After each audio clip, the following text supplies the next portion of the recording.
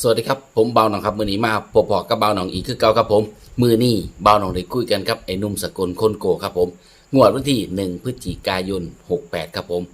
งวดที่แล้วเพิ่นให้709เพิ่นก็ได้เพื่อนบ้านไปแล้วมามือนี้ครับเบาหนองได้คุยกันเพิ่นก็บอกว่าเพิ่นฝันเพิ่นอยากเอามาเว้าสู่ฟังความฝันหรือตัวเลขเป็นความเชื่อส่วนบุคคลนะครับโปรดใส่วิจารณญาณในการรับชมรับฟังนำ ทุกสิ่งทุกอย่างขึ้นอยู่ที่โชคและดวงครับบ่มีผู้ใดบอกได้ครับว่าเลขมันสิมาตัวใดแต่เพิ่นบอกสู่ฟังบ่าวน้องก็อยากเอามาแบ่งปันไอ้หนุ่มสกลคนโก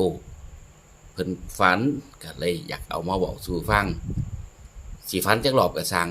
ก็สิเว้าสู่ฟังหมดสู่รอบฝัน5รอบก็สิเว้าทั้ง5รอบเราว่าก็ลองเบิ่งแต่ว่าเลขที่เราฝันน่ะมันมันคล้ายเลขที่ออกมาแล้วเพิ่นว่าสินะมันคล้ายเลขที่ออกมาแล้วแต่ก็บ่เป็นหยังเพิ่นว่าบ่เป็นหยังมันฝันแนวนี้ก็สิซื้อเอาตามที่เจ้าของฝันนี่ล่ะจะก็เบิ่งไว้ฟังไว้เด้อเพิ่นว่าเด้อเพิ่นว่าอีหยังมันก็เกิดขึ้นได้เบิดล่ะเพิ่นฝันว่ามีเด็กน้อยมาบอกเลขเพิ่นว่ามาเขียนเลขให้เราว่าคันมาเขียนเลขให้ตั้งแต่งวดว่างหันน่ะได้เงินหลายแท้แต่จังได๋เราก็บ่ฮู้ล่ะเราก็ว่าเราฝันเราก็อยากมาบอกสู่ฟังเราบอกว่าเด็กน้อยคล้ายๆเด็กน้อยจังได๋ล่ะเราอะสิเป็นคือเด็กพิเศษเด็กวิเศษบ่แม่นเด็กพิเศษเด็กวิเศษกับปานนั้นเพิ่นว่าสิได้เพราะว่าหยังเพราะว่าเพิ่นเบิ่งลักษณะการแต่งตัวเพิ่นว่าบ่ได้แต่งตัวมาลุ่มปุ้มปุ้ยเพิ่นว่าสินะใส่เสื้อขาวเพิ่นว่าเด็กน้อยคนนั้นใส่เสื้อขาวแล้วก็ใส่จงกระเบน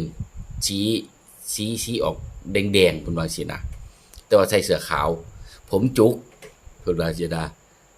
ใส่เสื้อขาวผมจุกนุ่งจงกระเบนออกสีแดงๆที่สีแดงก็บ่แดงสีชมพูก็บ่ชมพูนะแล้วว่าอันบ่เคยฝันจังซี่จักเทื่อได้บ่าวแล้วว่ามาฮอดมาดึงแขนเพิ่นว่าเด็กน้อยคนนั้นมาดึงแขนใหญ่ๆเพิ่นว่าเพิ่นเอิ้นเด็กน้อยคนนั้นเอิ้นไอ้หนุ่มสกลน่ะใหญ่ๆเพิ่นก็ว่าฮ้วย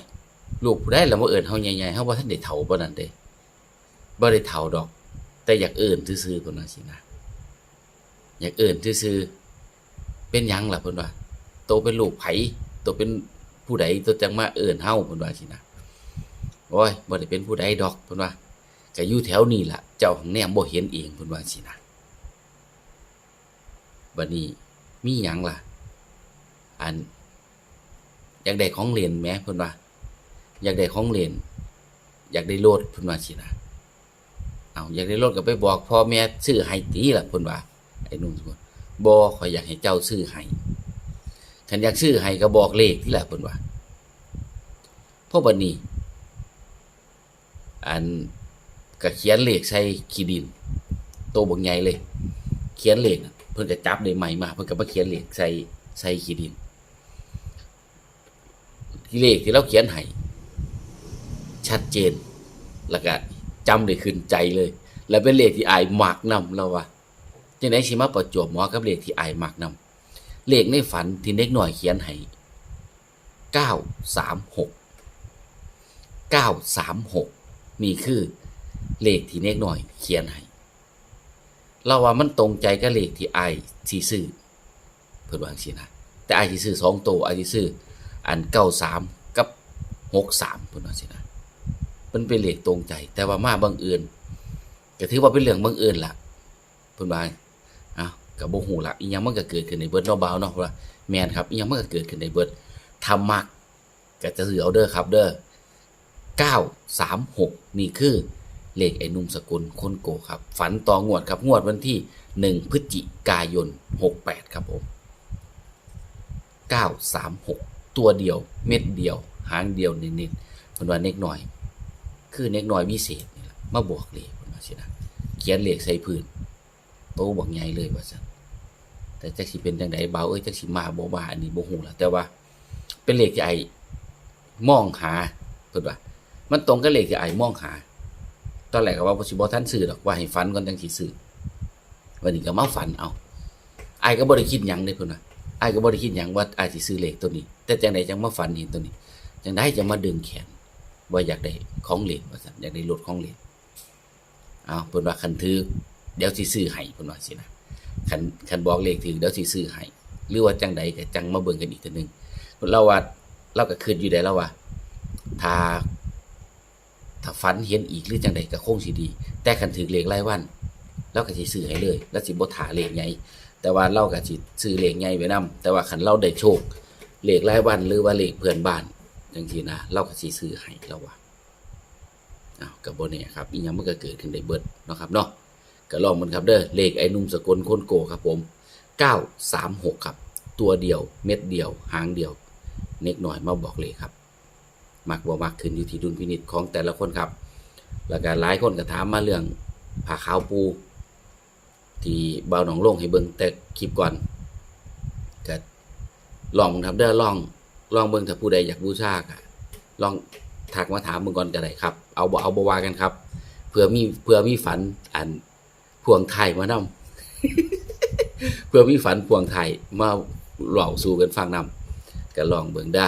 ลองเบิ่งลองพิจารณาเบิ่งเอาเลขไอ้หนุ่มสกลคนโกครับย้ำให้เพิ่นอีกแน่936ครับ936งวดที่แล้วมันออกไอ้696เนาะ696งวดนี้936เลขหนุ่มสกลเราฝันเราว่าเลขมันตรงกันกับทะเบียนบ้านบ่าวหนองนำเพิ่นว่าจังซี่นะแล้วก็เลขอ้ายเลขรถอ้ายก็มีได้คันนึงอันทะเบียนตัวนี้ล่ะ396เลขทะเบียนรถเพิ่นบอกว่าแต่ได้จังมาฝันตรงกันคักแน่แต่ว่าซั่นก็บ่แน่คือกันล่ะเราว่าหยังก็ลองเบิ่งเราว่าบ่แน่ได้อัน6กับ9อาจสิอยู่ก็ได้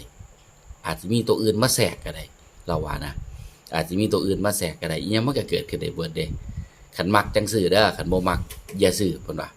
แต่ถ้าผู้ใดอยากซื้อติดๆไว้จัก5บาท10บาทก็ได้เพิ่นว่าสินะก็เดี๋ยวงวดหน้าหรือจังใดถ้าเราฝันอีกแล้วว่าถ้าเราฝันอีกหรือเราได้เลขมาอีกเดี๋ยวเราสิมาบอกอีกเทื่อนึงแล้วว่าก็คอยติดตามเนาะครับเนาะก็หลายคนก็ถามมาว่าพี่นางฝันหรือยังบ่ทันฝันเลยเพิ่นว่าคนโชคดีอีหลีพี่นางนี่เป็นคนที่เราถือเลขว่าจะหนีจักงวดล่ะบ่ต้องก็จำบ่ได้ว่าเป็น3-4หางวดต่อกันแล้วบ่คนดวงดีซึ่งแต่รถคันเก่าอยากได้รถอีกคันนึงปู่ก็มาให้รถอีกคันนึงได้รถอีกคันนึงแล้วบ่พออยากได้ป้ายแดงปู่ก็ให้รถป้ายแดงอีกก็จะแม่นเพิ่นคนดวงดีอีหยังมันก็เกิดขึ้นได้เบิดบ่าวหนองทาจอเบิ่งป้ายขาวเพิ่นอยู่ว่าสิเป็นจังไดสิได้มาเลขตัวใดป้ายแดงเพิ่นอีหยังก็6609เนาะ6609ก็บ่แน่ครับถ้าเบิ่งงวดวันที่1เพื่อเพิ่นฝันอีกเนาะครับเนาะก็ขอให้ทุกคนจงโชคดีครับย้ำเลขไอ้หนุ่มสกลคนโกครับผม936ก็ขอให้ทุกคนโชคดี1พฤศจิกายน68สวัสดีครับ